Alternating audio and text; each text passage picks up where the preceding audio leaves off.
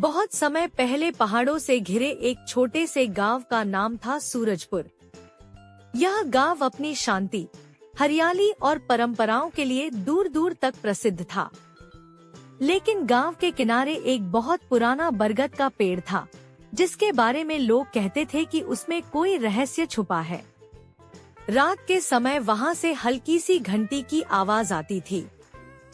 गांव के लोग उस पेड़ के पास जाने से डरते थे, पर उसी गांव में रहने वाला एक जिज्ञासु और बहादुर लड़का था, मोहन।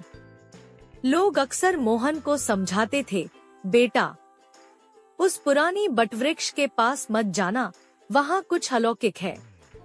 लेकिन मोहन के मन में तो और भी जिज्ञासा बढ़ती जा रही थी। एक रात जब चांद आसमान में शांति से चमक रहा था, मोहन चुपके चुपके बरगद के पेड़ के पास जा पहुंचा। पेड़ के नीचे पहुंचकर उसने धीरे से कहा, कौन है वहाँ? यह घंटी कौन बजाता है? तभी अचानक पेड़ के पीछे से हल्की सी चमक उभरी और कुछ ही क्षणों में वह चमक एक बुजुर्ग स्त्री जैसी आकृति में बदल गई। न पूरी इंसान, न पूरी छाया।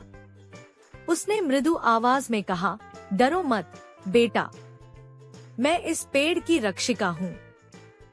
वर्षों से इस गांव की रक्षा कर रही हूँ, पर अब मेरी शक्ति कमजोर पड़ रही है। मुझे तुम्हारी मदद चाहिए।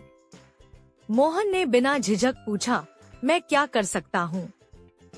रक्षिका बोली, इस गांव पर एक बड़ा खतरा मंडरा रहा है। पहाड़ी की चोटी पर एक लाल पत्थर रखा है, जिसमें प्रकृति की शक्ति बंधी हुई है। यदि तुम उसे लाकर इस बरगद की जड़ों में रख दोगे, तो गांव हमेशा सुरक्षित रहेगा। अगली सुबह मोहन उस पहाड़ी की ओर निकल पड़ा।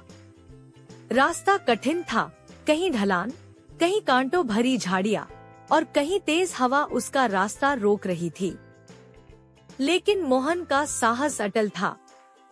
लंबी यात्रा के बाद वह पहाड़ी की चोटी पर पहुंचा, जहां उस लाल पत्थर से हल्की रोशनी फूट रही थी। जैसे ही उसने पत्थर उठाया, पूरी पहाड़ी में कंपन होने लगा, पर उसने हिम्मत नहीं हारी। वह तेजी से गांव वापस लौटा और पत्थर को बरगद की जड़ों में रख दिया। पत्थर रखते ही पेड़ से एक तेज प्रकाश निकला और रक्षिका की आवाज सुनाई दी, मोहन, आज तुमने अपने साहस, ईमानदारी और निष्ठा का प्रमाण दिया है। अब यह गांव हमेशा सुरक्षित रहेगा। पेड़ की रक्षिका का रूप प्रकाश में बदलकर आसमान में विलीन हो गया। गांव वाले खुश होकर मोहन को अपना नायक मानने लगे। उस दिन से सूरजपुर गांव में यह बात कही जाती है, साहस और सच्चाई वह दीपक है जो हर अंधकार को मिटा देता है।